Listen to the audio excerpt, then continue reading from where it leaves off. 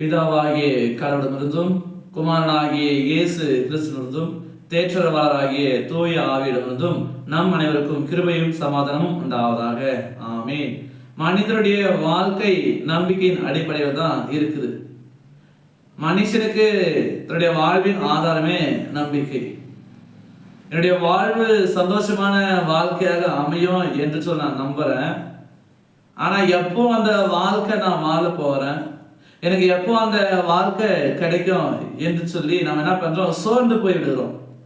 ஏன் என்று நாம் பார்க்கிற பொழுது நம்முடைய வாழ்க்கையின் மாற்றத்தை நாம் உலக பிரகாரமாக நம்ம தேடுகிறோம்.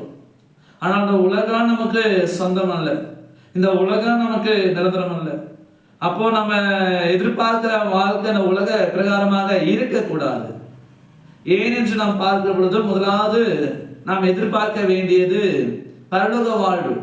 அந்த பரலோக வாழ்வு தான் நமக்கு மிக முக்கியம். ஏனென்றால் அந்த பரலோக வாழ்வு மட்டுமே நமக்கு சொந்தம். அப்ப அந்த பரலோக வாழ்வை பெற்றுக்கொள்வதற்காக நாம ஞானஸ்தானம் பெற்றிருக்கிறோம்.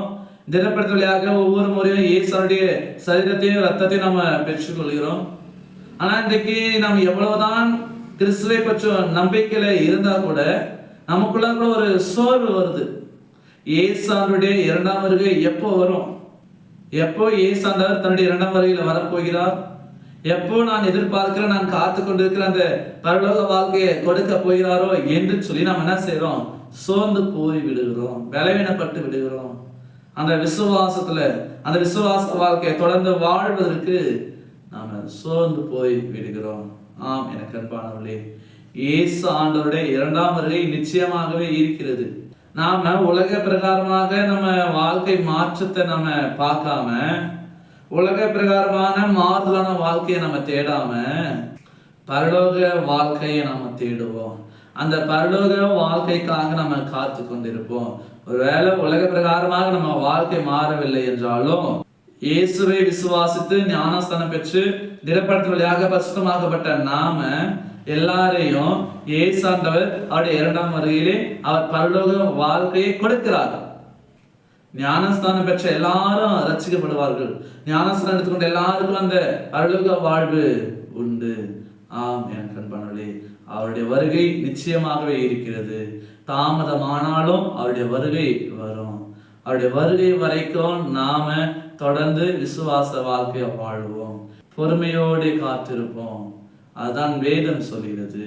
ஆபகுக் 2ஆம் அதிகாரம் 3ஆவது வசனம் இப்படியாக சொல்கிறது, குறித்த காலத்தில் நிறைவேற தரிசனம் இன்னும் காத்திருக்கிறது, அது ஆவலாய் முடிவை நோக்குகிறது, மோசம் போக்காது, அது தாமதித்தாலும் அதற்கு காத்திரு, அது தவறாமல் வரும், வராமல் போகாது.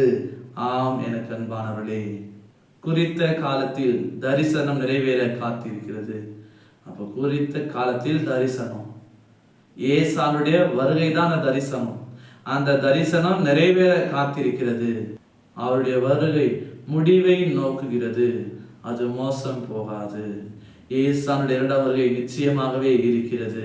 எனவே அவருடைய வருகை தாமதித்தாலும் நாம் பொறுமையோடே காத்திருக்க வேண்டும், சோர்ந்து போகக்கூடாது. இயேசு இரண்டாம் வருகை தவறாமல் வரும், வராமல் போகாது.